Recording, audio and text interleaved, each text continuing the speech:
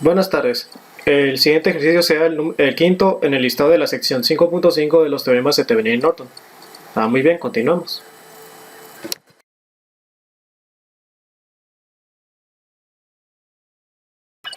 Bueno, para este ejercicio opto por aplicar el teorema de Thevenin para encontrar un voltaje equivalente del circuito original, el cual se encuentra en los mismos nodos que en una fuente de voltaje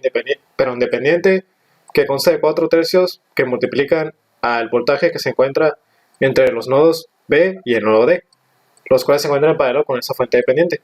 Y bien, una vez establecido el valor de esta fuente dependiente, procedemos a simplificar el circuito,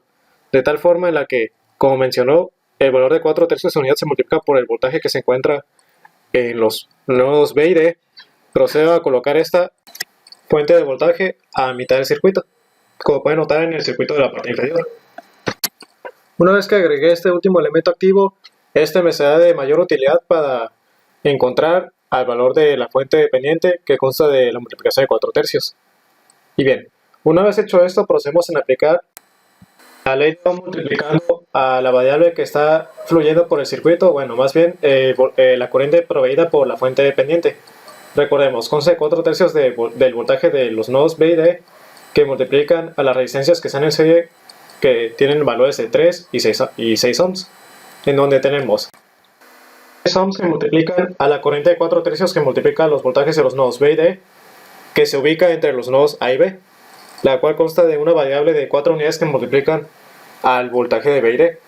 mientras que para la resistencia que se encuentra en los nodos B y C,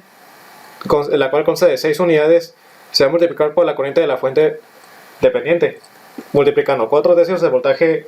de B y D por 6 ohms. Eso nos otorga a 8 unidades del voltaje de B y D. Y tenemos un tercer término, el cual es el voltaje del nodo D al nodo A, que simplemente se puede interpretar como 24 volts, debido a que en ese se presencia el elemento activo que sirve para alimentar el circuito. Ahora optamos por aplicar análisis por medio de la ley de voltaje de Kirchhoff, en sentido radio, interpretando los elementos que se encuentran en el hemisferio izquierdo del circuito. Desde la fuente de alimentación hasta la partición en la que se encuentra el voltaje, bueno, debería encontrarse el voltaje de los nodos B y D. Y bien, interpretando tengo al voltaje de A y B, que como dijimos consta de 4 unidades que multiplican el voltaje de B y D, más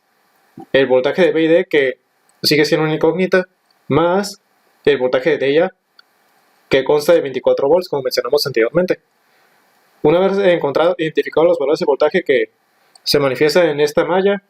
procedemos a simplificar términos. Recordemos que tenemos 4 unidades de B y D que suman a una sola unidad, de las cuales provienen 5 unidades del voltaje de los nodos B y D, que se igualan con la fuente de 24 volts, con un valor negativo, debido a que esas se trasladan de un signo positivo a un signo negativo. Ahora aquí es donde procedemos a despejar al voltaje de los nodos B y D, igualándolos con el voltaje negativo de los 24 volts de alimentación entre 5 unidades que le pertenecían a este último término, lo cual nos resulta a un total de 4.8 volts negativos.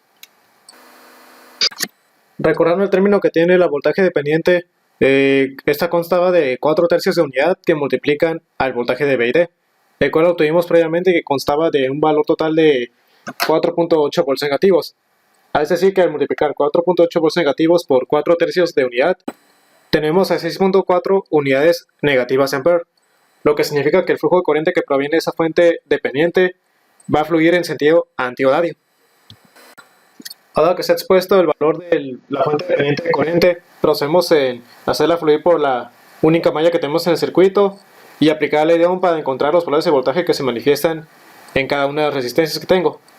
Para la resistencia de 3 ohms multiplico a 6.4 amperes negativos por 3 unidades de ohm, que me otorgan a 19.2 unidades de volt negativas. Recordemos que esto se debe a la influencia del sentido de la corriente. Y bien, tengo también a 6 unidades de ohm que multiplican a 6.4 amperes negativos, que me otorgan a 38.4 volts negativos. Una vez determinados estos valores de voltaje, procedo a aplicar la ley de voltaje de Kirchhoff para encontrar los voltajes, igualarlos y encontrar el voltaje que se encuentra entre los nodos C y D. Bien,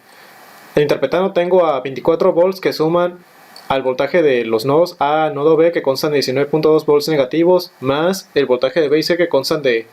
38.4 unidades negativas de volt, que finalmente suman al voltaje de Thevenin, que debe situarse entre los nodos C y D, mismos nodos en los que se encuentra la fuente dependiente de corriente. Una vez que se simplifican los términos de voltaje, los cuales me otorgan a 33.6 unidades de volt negativas, que suman con el voltaje de C y D, procedo a igualarlos a 0 para despejar al voltaje de los nodos C y D, que son iguales al valor positivo de 33.6 unidades de volt. Procedo a emplear el teorema de Norton en otra hoja, en la cual aplico una corriente en corto para cerrar el circuito y así generar a dos mallas, de las cuales se puede simplificar a una sola, debido a que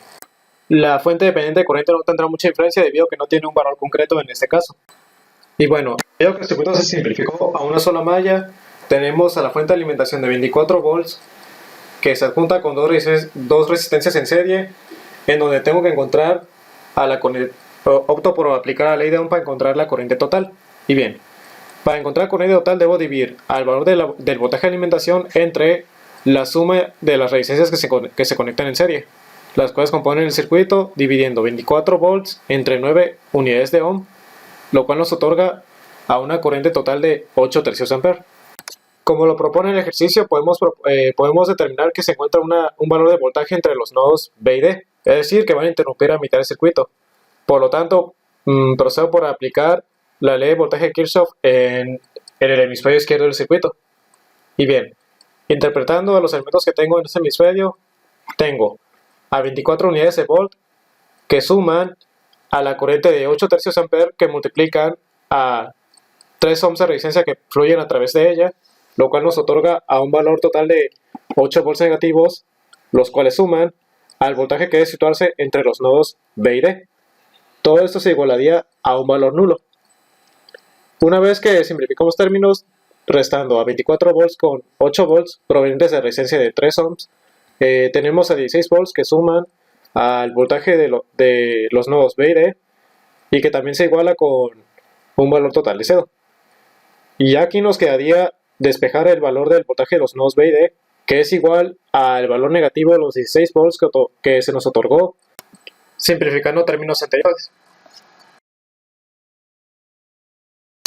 Una vez determinado el voltaje negativo de 16 volts que se ubica entre los nodos B y D, procedo en hacer una retrospectiva del circuito original, en donde al momento de instalar la corriente en corto, según el teorema de Norton, tengo la fuente dependiente de 4 tercios que multiplica el término de B y D,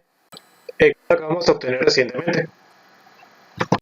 Y sustituyendo, tengo a 4 tercios de unidad que multiplican a 16 volts negativos, lo cual me otorga a 64 tercios negativos de ampere como valor de corriente establecido para ese circuito. Una vez encontrado el valor de mi corriente en corto, procedo a aplicar la ley de Ohm para encontrar mi resistencia de Thevenin, en donde tengo que dividir al voltaje de Thevenin otorgado por el teorema previo, dividido entre la corriente en corto que obtuve previamente, que constaba de 64 tercios de ampere negativos. Esto me otorgaría a un total de 63 unidades de Ohm, que se dividen entre 40 unidades, las cuales se encuentran negativas, lo cual es equivalente a un valor negativo de 1575 milésimas de Ohm.